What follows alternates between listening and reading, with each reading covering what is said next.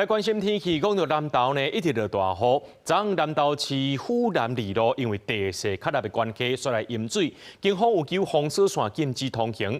不过民众骑奥多摆要过夜，甲冲过，人和车拢淹去，落尾是救无回来。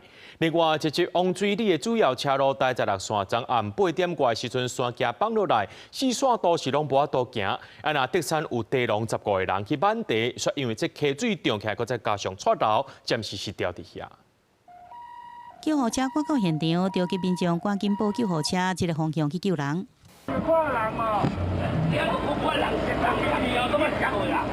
救援人员甲找到的4单的查甫人送上救护车，赶紧甲伊送去病院，不过也是不幸死亡。代志发生伫7月3日，南投市的府南二路因为大水雨、大淹水，看袂清楚是路也是田。警方有使用封锁线甲伊围起来，不过也是有一个57岁4单的查甫人，唔管边仔人阻止，也是想要骑车过，结果尾啊连人险车冲入去淹水的所在。但是该名男子无视封锁线，仍硬闯进入，随即摔车倒地，消失在淹水路段。民众随即拨打119报案。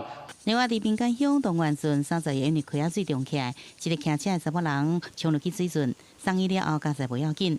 今日伫一节来往水里的第16线，3日暗时向边坡规拢放落来，造成这个双向4线道拢无法度过。警方随甲路封起来，工作也赶紧出动大型机械来清理抢通。我们有替代道路就是台54线，从那边先有一些上班族，就从台54线那边进来学习上班。那公务段的部分预定今天11点抢通。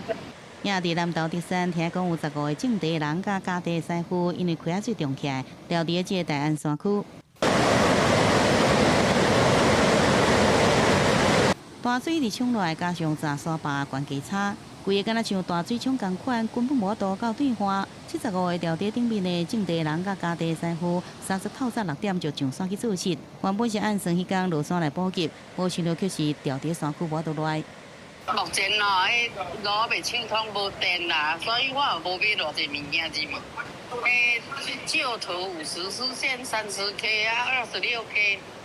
因就入去捡地就袂当出来就无法度啊。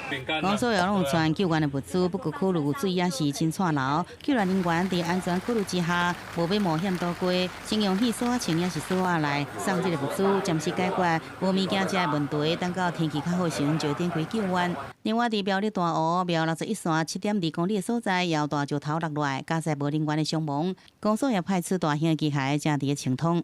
记者综合报道。